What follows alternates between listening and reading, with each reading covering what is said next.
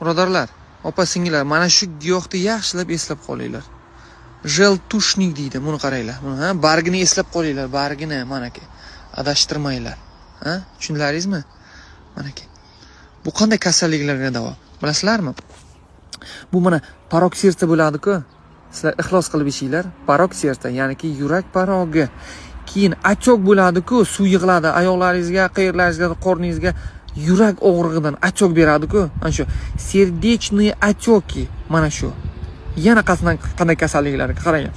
Miokardi, nevrozi razlichных этиолят, yana yurak yetishmovchiligi, varikoz, bosh og'ri, bronxialni astma, tuberkulyoz, bu yurak yetishmovchiligi. Tak, yana nima deyilyapti? Qarang. Ishemiya kasalligi, aritmiya, stenokardiya. Вообще mana shunday ekanda, xullas.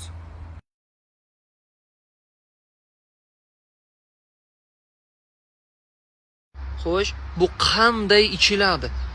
Yuvib tozalab, soyada quritib, maydalab, oddiygina bir osh qoshiqni 200 gramm damlagan holda kun davomida bo'lib iching. Yurakdan bo'lgan og'riqlar bor-ku, mana achoglar, hammasiga ketsa, yurak parogiga ichib ko'ring. Bepul-ku. Xudo xohlasa hammasi yaxshi bo'lib ketadi.